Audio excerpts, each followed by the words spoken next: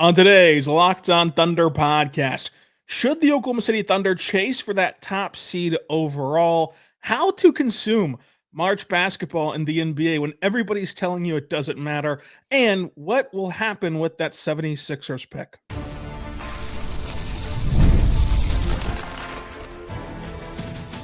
You are Locked On Thunder, your daily Oklahoma City Thunder podcast, part of the Locked On Podcast Network. Your team every day. Let's get it going on the Locked On Thunder podcast on the Locked On Podcast Network, your teams every day. Talking with Nick Crain at Crain NBA on today's Locked On Thunder podcast. I'm your host, Rylan Stiles, host of Locked On Thunder and beat writer for Thunder on SI. We're talking about the Thunder, their pick situation, because they have every pick and none of the picks all at the same time right now with what's happening in the actual NBA and March basketball. Nick, how are you doing today? How excited are you to talk about March basketball?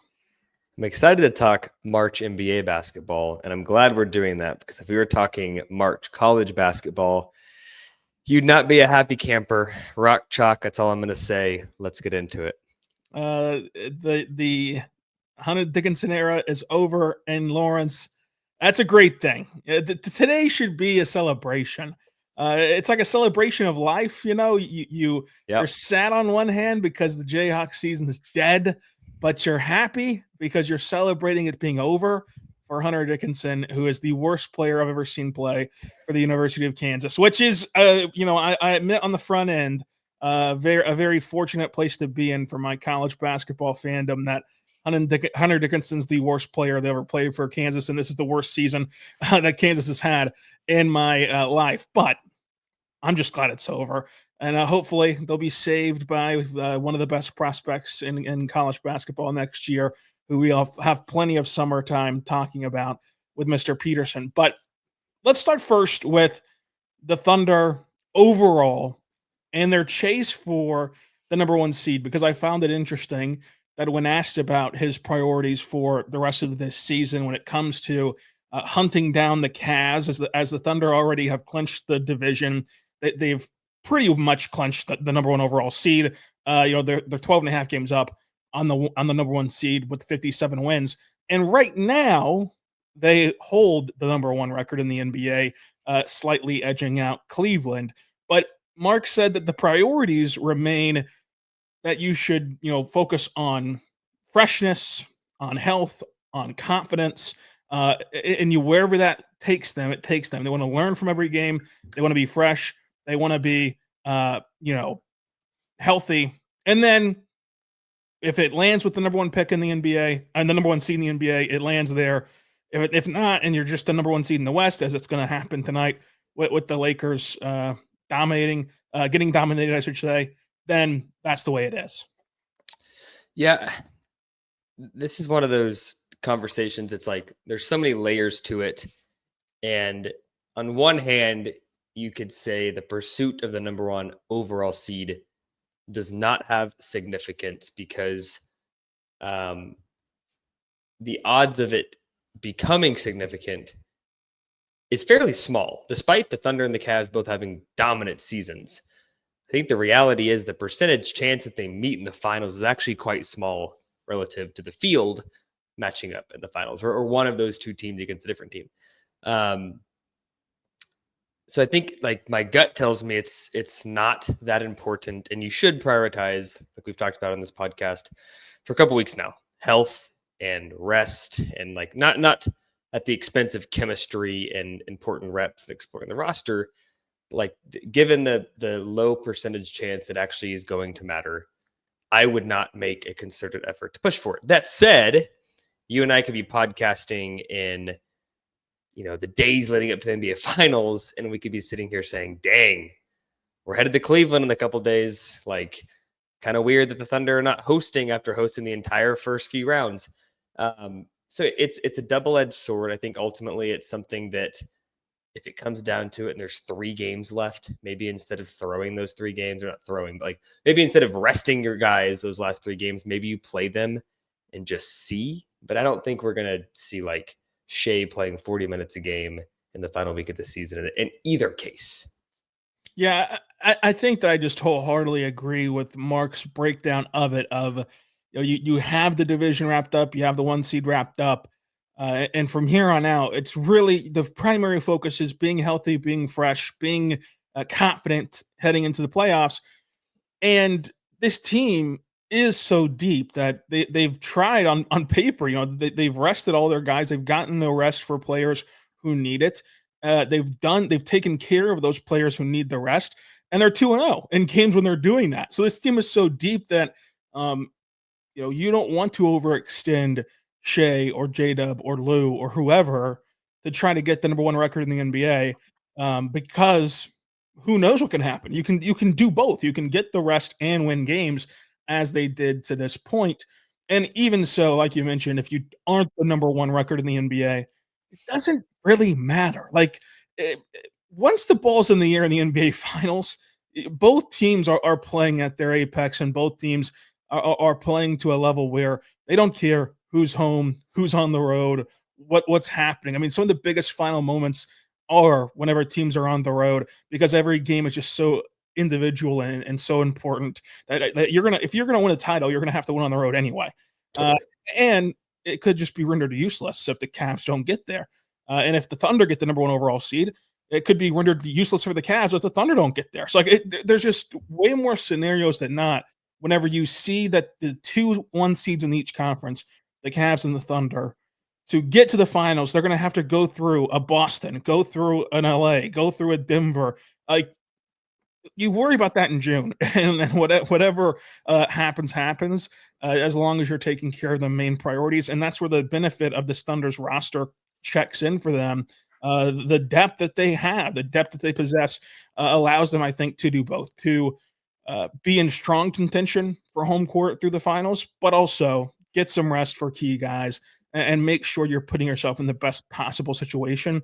I do think that you could see a world like you're mentioning that last week, the last 3 games, if it is tied or it is a half a game or a game advantage for either side, then you could argue that you should just try to play some of your guys and not fully shut down, just because you're automatically going to have built in a week off.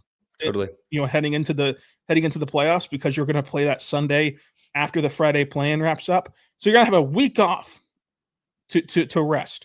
So if you do need to play Sunday of the regular season finale to ensure the 1 seed, it wouldn't be the worst thing in the world. But I just think that the Thunder have a good approach to it all. Yeah, and we're going to talk about this a lot when this time comes, but maybe just rapid fire. In a lot of sports, having time off can be a bad thing historically. Is that a concern of yours that the Thunder was to rest their primary guys a lot the last week, and then they have a week off during the play-in, and at that point, is there a rust factor that you worry about at all? Yeah, I think so. I think that, especially considering who you might be playing, like if you are heading into a round 1 game, and game 1 of round 1 against Minnesota, Yeah, who totally. is like, I think Minnesota is capable of pushing the Thunder to 6-7 games. I still lean Thunder to win that series. I think that they're that talented and they're that good.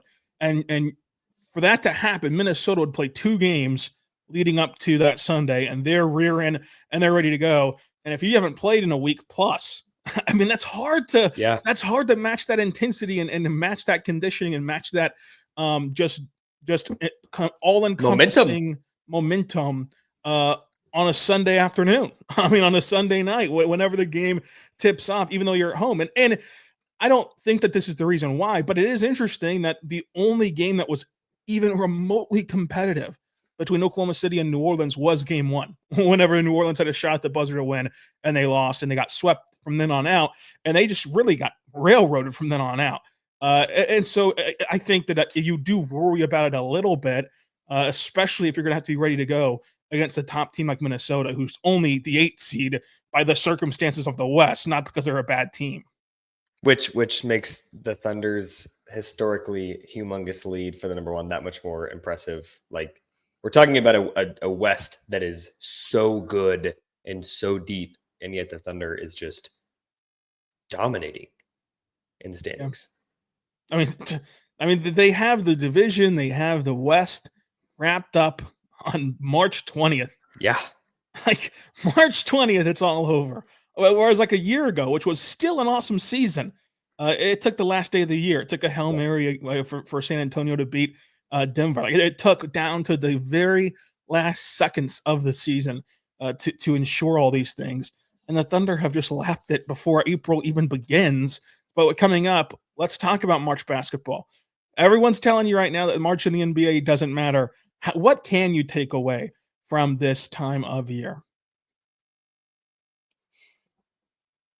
But first, I want to say right now, about good friends over at Upwork, go check out Upwork today because they're great. Folks, there are good friends over at Upwork because scaling your business requires the right expertise at the right time. With Upwork, you can find specialized freelancers in marketing, developing, design, and more. Experts ready to help you take your business to the next level. Upwork gives businesses flexibility by connecting them with top freelance talent across multiple industries, including IT, AI, web design, and marketing. Whether you need extra hands for a project or a long-term partner, Upwork makes a hire simple and affordable. Finding the right talent is there for you with Upwork. It can help your marketing campaign. Upwork can connect you with a freelance expert who delivers you incredible results. It is free and simple to post your job, and within days, get multiple qualified candidates to choose from. It is cost-effective growth for your business. If you're interested in hiring a full-time employee or just affordable freelance care, go there right now to scale up your business effectively by visiting Upwork.com right now. Post your job for free. That's upwork.com, Upwork.com, to connect with top talent and grow your business today. Also, want to say right now about our good friends over at FanDuel, go check out FanDuel today because FanDuel is there for you, especially this time of year with March Madness. As March Madness is here, FanDuel is giving you a chance to get in on the action like never before. Right now, new customers can get $200 in bonus bets, and then if you win your first $5 bet, that's $200 in bonus bets on everything from buzzer beaters to Cinderella stories and even who's cutting the nets down. Go there right now to FanDuel.com and get $200 in bonus bets if you win your first $5 bet on all the college hoops action all tournament long. And you go look at FanDuel right now, you can check out NBA lines too, where the Thunder are 19.5-point favorites against the Charlotte Hornets on Friday. Go check it out at FanDuel.com and see if you're going to back the Thunder for 19.5 points. We're back on the Locked On Thunder podcast, on the Locked On Podcast Network, your teams every day. Thank you so much for making us your first listen every single morning, every single day. We're here for you, talking Thunder basketball. Here with Nick Crain at Crain NBA on Twitter, Uncontested Podcast. Both of us over at Thunder on SI, Draft Digest. Nick Crain. Whenever people talk about March in the NBA, it's very different from when people talk about March in college basketball. It's the best time in college basketball. It is the worst time in the NBA. Mickey Mouse March is the term that you're hear nowadays, and people will shove aside great performances and put more asterisks next to them than they do Barry Bonds home run hits. What is your opinion on how to consume, how to think about March basketball in the NBA? There's two levels to that question. I think there's the individual performances, and I think there's the team performances as well. I think from a team perspective, what's interesting is you'll start to see some of the middling teams have success. Like Phoenix is a great example.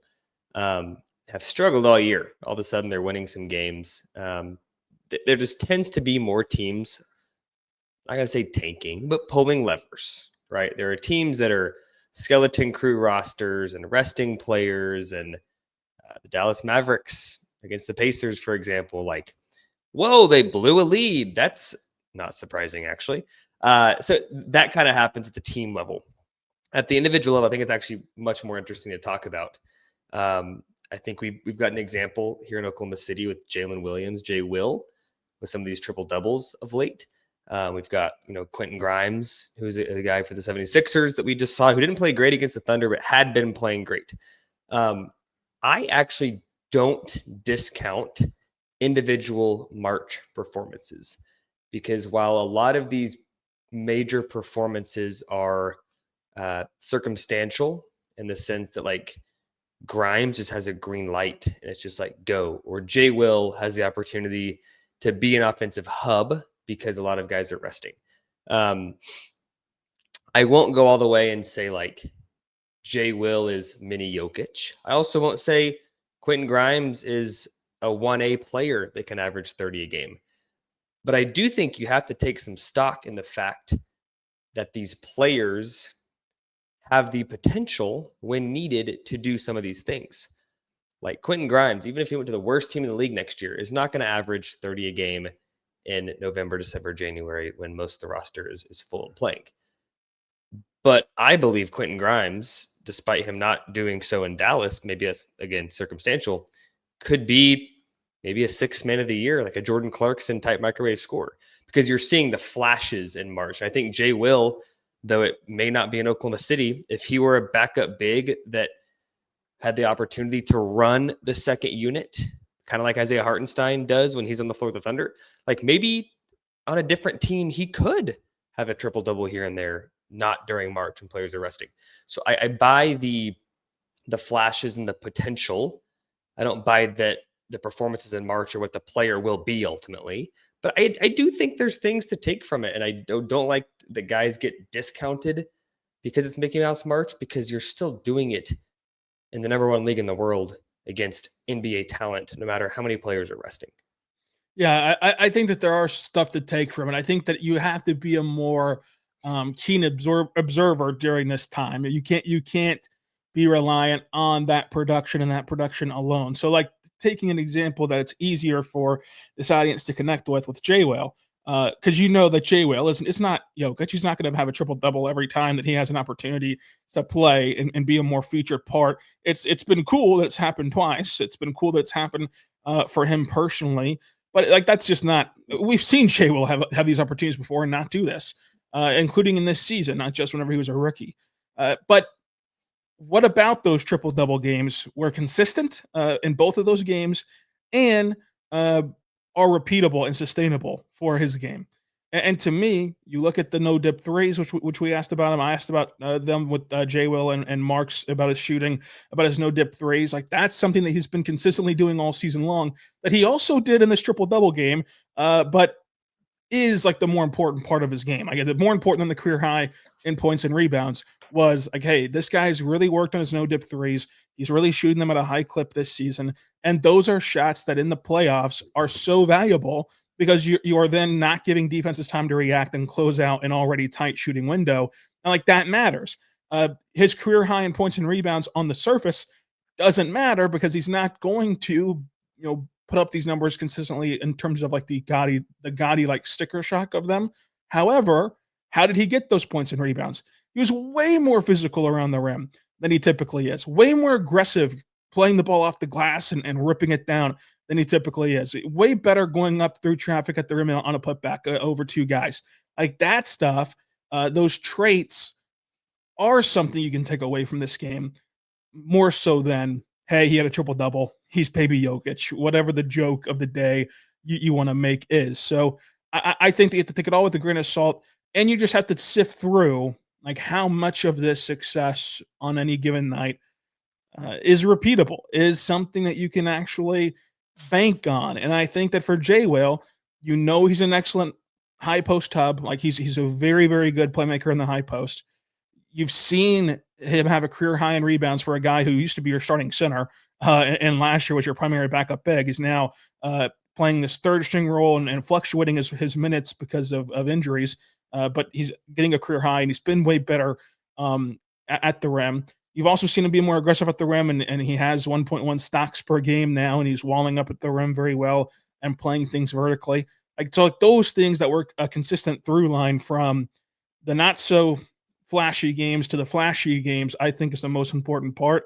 And that's very hard to do for each individual player because it takes a lot of time to get to know the player. And so that's why Mickey Mouse March becomes a thing because people just shove everything aside. It's like, yeah, you can shove the triple-double aside, but that doesn't mean you shove the entire game aside and just act like it didn't happen or didn't matter or didn't count. I look at Jalen Green, who like last year was sensational in March. Now, was the numbers fooling, you can say? Yeah, he's not like he was averaging, such a high mark in March. I believe it was over 30 points a game in March. Like, he wasn't going to do that for the rest of the season, but he's been more efficient since then. He's been a better scorer since then, even into this season, where he's shown his best flashes after that contract and after that March of last year. So everyone wanted to like throw that out of the book completely, when in reality there was a little bit of truth in every March, I think. My biggest takeaway from that is everybody should continue following Rylan, listening to his podcast, because did you hear that? He's asking about no dip threes in post game and not asking the basic generic stuff that everybody asks. That is why Rylan Stiles is good at his job. Well, I appreciate that. It was a lot of fun to talk to J-Will about that. I would really encourage everyone to go back on the official Thunder YouTube page and watch J-Will's press conference yesterday, because we all got into a lot of good stuff with him, including down to I think one of the more interesting stories was whenever I asked him about Mark's sayings, because I've always found it interesting that like Mark has all these sayings of 0 and 0. Get the car back on the road. The Markisms. We get a player, yes, the Markisms. When we get a player, he's a blank slate. And when you first, I think it's natural that when you first get to know Mark, you like have it go in one ear at the other, because it's what every coach says. Every coach wants to get the car back on the road. Every coach wants to be day by day, whatever. But then if you really study Mark and study his teams and study his players, it all comes true. It all comes true. And so I asked J-Will, you specifically, when you first got to Oklahoma City, you were not a shooter. You were not asked to shoot the basketball, and you couldn't do it at the college level. You didn't shoot the ball at a good clip. But he still encouraged you to shoot. He still encouraged you to improve that part of your game and to lean into that part of your game, even though most coaches like wouldn't. So I asked him, like, whenever Mark has these sayings, and then he actually has actions behind the sayings, does that make it easier to buy into? And he said, yeah. And he said that's like a great thing that Mark does, and it's great playing for Mark. And he told a story that when he came back from injury this year, he told Mark, I'm not gonna lie, I'm a little bit nervous right now, standing at the scorer's table. And Mark told J-Will, shoot the first shot you get. And like he was like that belief from your head coach, you just can't describe that feeling as a player. And those are the things that Mark can do for guys that go unnoticed, but is really important. And I thought that was a really cool story from J-Will.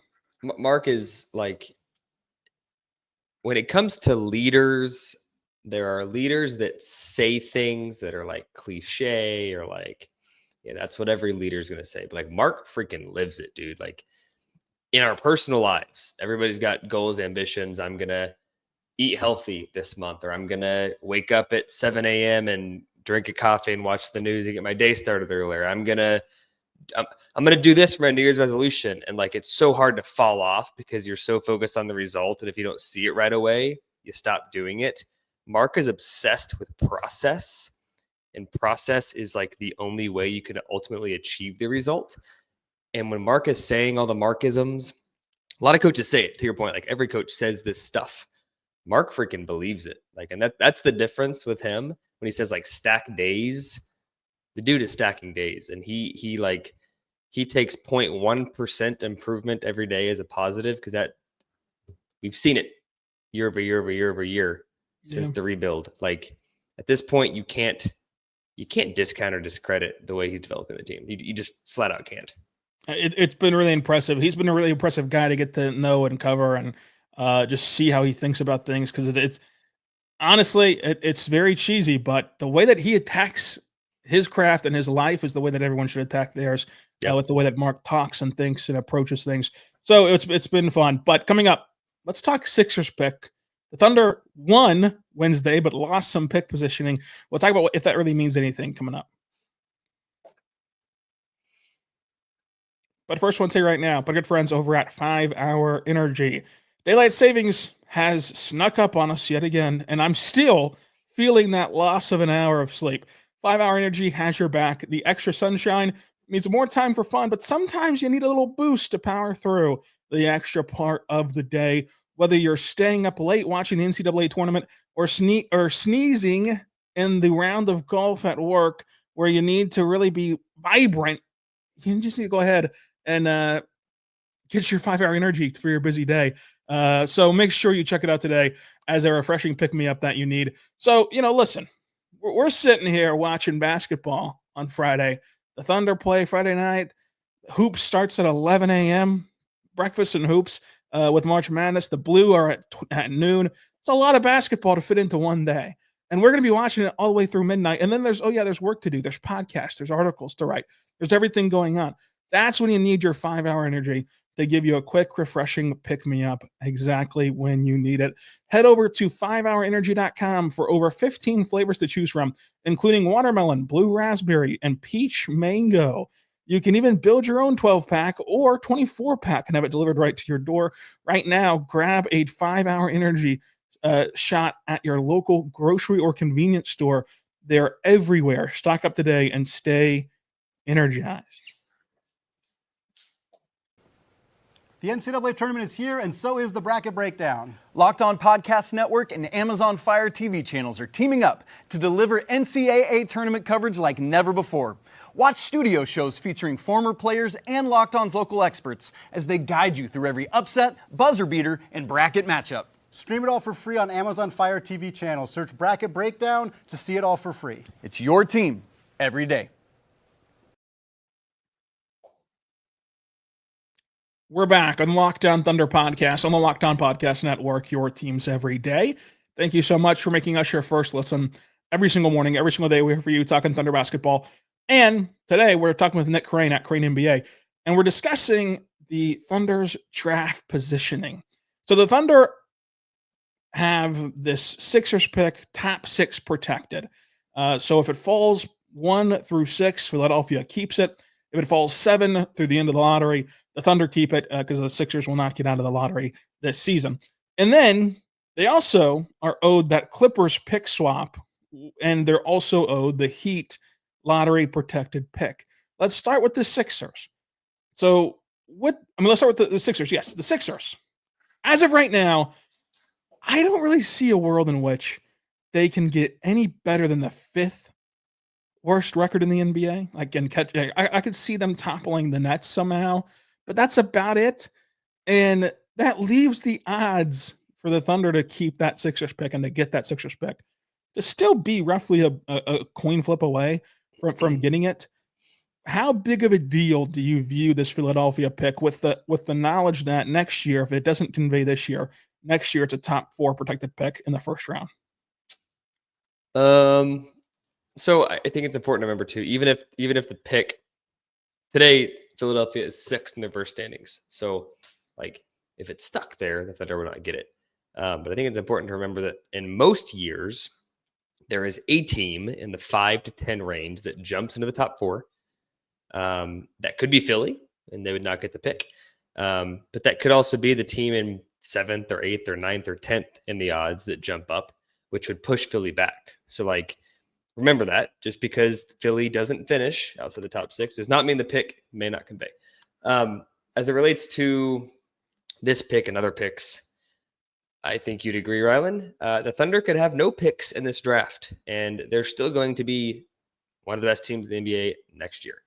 They have Nikola Topic coming back. They are going to have another year of development under their belt. They may make a fringe move in free agency potentially.